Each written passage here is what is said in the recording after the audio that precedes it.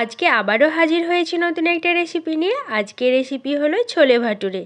জানি রেসিপিটি নতুন নয়, বহু প্রচলিত পাঞ্জাব খ্যাত এই রেসিপি, কিন্তু আমি তৈরি করেছি খুবই সহজভাবে আর খুবই অল্প উপকরণের দিয়ে। তো বেশি কথা না বাড়িয়ে চলুন সরাসরি চলে যাই রেসিপিটিতে। প্রথমেই কিন্তু রিকোয়েস্ট করছি আপনাদেরকে আমার এই চ্যানেলটি সাবস্ক্রাইব করে রাখার জন্য, আর আপনারা যদি ফেসবুক থেকে দেখছেন তাহলে এই পেজটি ফলো করে দেওয়ার জন্য। তো চলুন রেসিপিটি দেখা যাক। প্রথমে একটা বাটি নিলাম, বাটিতে 1 কাপ জল দিয়েছি। 1 কাপ জলের মধ্যে এখন দিয়ে দেব খুব সামান্য একটু চিনি। চিনির পরিমাণ হবে হাফ চা চামচ, এর থেকে একটু বেশি, কিন্তু পুরো চামচ নয়। আর দিয়ে দেব 1 চামচ মতন ইস্ট। চিনি এবং ইস্টটা জলে ভালো করে গুলে 10 মিনিট মতন রেখে দেব। 10 মিনিট পরে একটা বড় বাটি নিয়েছি, সেই বড় বাটিতে আটা মাখানো যাবে সেই রকম বাটি নিয়েছি। বাটিতে 1 বাটি ময়দা নিলাম, দিলাম পরিমাণ মতন লবণ, আর দিলাম বেকিং সোডা। বেকিং সোডা না থাকলে বেকিং পাউডার ব্যবহার করবেন, খুব কিন্তু অল্প পরিমাণে। ভালোভাবে একটু মিশিয়ে নিয়ে ওই যে ইস্ট গোলানো যে জলটা ছিল সেটা অল্প অল্প করে দেব, আর আটাটা মাখাতে থাকবো। ইস্ট গোলানো জলটা একসঙ্গে ঢেলে দেবেন না, অল্প অল্প করে দেবেন আর আটাটা মাখতে থাকবেন। না হলে জল এবং আটার পরিমাণ হয়তো বা কম বা বেশি হতে পারে, তো তখন পারফেক্টভাবে ডোটা তৈরি হবে না। পুরো আটাটা যখন একটা ডো তৈরি হয়ে যাবে, স্মুথ হবে না, মোটামুটিভাবে হবে, ঠিক তখনই বাটি থেকে আমি আটাটা তুলে নেব, মানে আটার ডোটা তুলে নেব। আমি যখন ভয়েস ওভারটা দিচ্ছি আমাকে প্রচণ্ড ঠান্ডা লেগেছে, গলা শুনেই নিশ্চয়ই বুঝতে পারছেন। তো আশা করছি আপনারা বিষয়টি খুব পজিটিভলি নেবেন এবং আমার জিনিসটা কনসিডার করবেন। এবার দেখুন আটাটা আমি কিভাবে মাখলাম। ওপরের দিকটা স্মুথ হয়েছে, কিন্তু ভেতরের দিকটা, মানে আটার ভেতরের দিকটা কিন্তু অতটা স্মুথ হয়নি। ঠিক এইভাবেই থাকবে, পুরোটা স্মুথ করার দরকার নেই।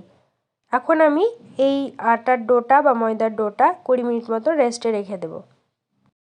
ময়দাটা রেখে দিয়েছি। অন্যদিকে একটা সাদা কাপড় নিয়েছি, সাদা কাপড়ে 1 চামচ মতো নিয়েছি মৌরি, 2টো এলাচ, আর 1 চামচ নিলাম চা। এখানে লিকার চা নিয়েছি।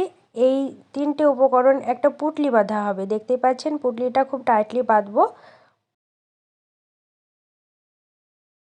আর এই যে এখানে নিয়েছি 500 গ্রাম কাবলি ছোলা, এই সাদা ছোলা বা মোটা ছোলা বলা হয় এগুলোকে। তো এই ছোলা আমি নিয়েছিলাম 500 গ্রাম, সারা রাত ধরে ভিজাতে দিয়েছিলাম। সারা রাত ভিজানোর পরে এটাকে এখন সেদ্ধ করে নেব।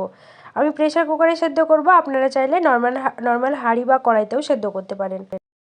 প্রেসার কুকারে ছোলাগুলো দিয়ে দিলাম, এখন সেই পুঁটলিটা দিয়ে দিচ্ছি, আর যতটা ছোলা আছে ঠিক তত পরিমাণে, মানে তার লেভেল অনুযায়ী আমি জল দেব।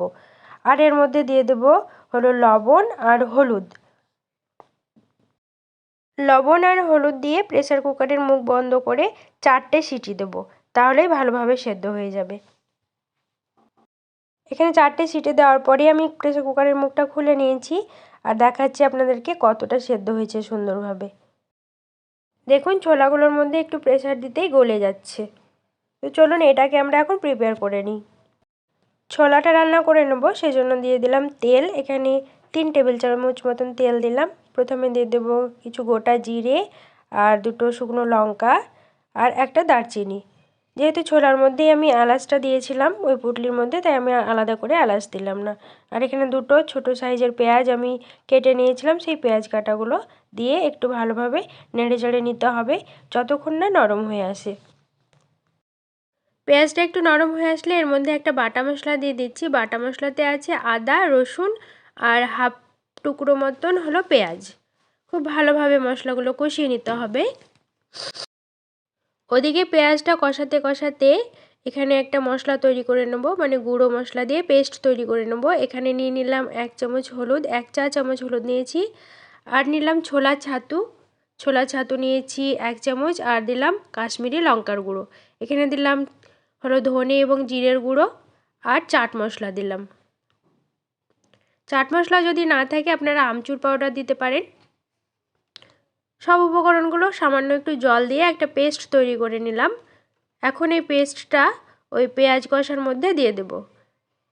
পেঁয়াজের মধ্যে দিয়ে পুরো মশলাটাকে খুব ভালোভাবে কষিয়ে নিতে হবে 2 থেকে 3 মিনিটের মতন। পেঁয়াজ আর মশলা সমস্ত উপকরণগুলো 3 মিনিট কষিয়ে নেওয়ার পরে এখানে আমি দিয়ে দিলাম টমেটো পেস্ট দিয়েছি হাফ কাপ। আপনারা চাইলে টমেটোগুলোকে ছোট ছোট টুকরো করেও কেটে দিতে পারেন বা টমেটো পিউরিও ব্যবহার করতে পারেন। খুব ভালোভাবে আবারও 5 মিনিট কষিয়ে নিতে হবে সমস্ত মশলাগুলো। আর এখানে যদি মনে হয় যে তলায় লেগে যাচ্ছে তাহলে অল্প একটু পরিমাণে জল ব্যবহার করতে পারেন। মশলাটা খুব ভালোভাবে কষানো হয়ে গেলে এর মধ্যে সেদ্ধ ছোলাটা আমি দিয়ে দিচ্ছি। পুঁটলিটা কিন্তু উঠিয়ে নিয়েছি, আর দেওয়ার প্রয়োজন নেই। আর যদি মনে করেন যে খুব কড়া করব তাহলে পুঁটলিটা সহই কষিয়ে নিতে পারেন, দিয়ে কষানো শেষে উঠিয়ে দিতে পারেন। এখানে এবার পুরো ছোলা এবং মশলা সমস্ত কিছু খুব ভালোভাবে এখন 4-5 মিনিট মতন কষিয়ে নেব। কষানো হয়ে গেলে পরিমাণ বুঝে একটু সামান্য লবণ দিয়ে দিচ্ছি, যতটা লাগবে মনে হচ্ছে ঠিক ততটা। আর দিয়ে দেবো জল দিয়ে কিছুক্ষণ ফুটিয়ে নিতে হবে। এখন ছোলে রান্না শেষের দিকে 1 কিউব মতন বাটার দিলাম, আর দিয়ে দিচ্ছি কাসুরি মেথি, আর দিয়ে দেবো কুচনো কয়েকটা ধনেপাতা, আর দেবো 2-1টা সবুজ কাঁচা লঙ্কা।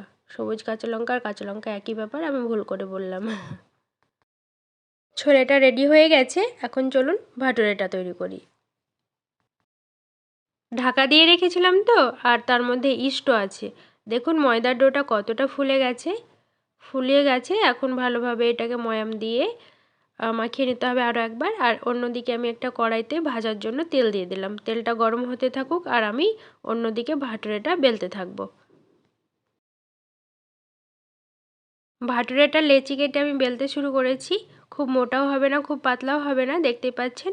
তারপরে এটাকে গরম গরম তেলে ছেড়ে ভালোভাবে ভেজে নিতে হবে। আশা করি আপনাদের আজকের এই রেসিপিটা অন্য দিনের মতন ভালো লেগেছে। আর যদি ভালো লেগে থাকে একটি লাইক দিয়ে আমার পাশে থাকবেন। আর আবারও বলছি, আমার চ্যানেলটি সাবস্ক্রাইব করে পাশে থাকবেন। আর আপনি যদি ফেসবুক থেকে দেখছেন, অনুরোধ রইল পেজটিকে ফলো করে দেওয়ার। তো রেডি হয়ে গেল আমার আজকের এই স্পেশাল ছোলে ভাটুরে রেসিপি। দেখা হবে পরের কোনো নতুন রেসিপি নিয়ে হাজির হব তখন। আর ততক্ষণের জন্য আপনারা ভালো থাকবেন, সুস্থ থাকবেন। আর অসংখ্য ধন্যবাদ এতক্ষণ ধরে আমার ভিডিওটির পাশে থাকার জন্য।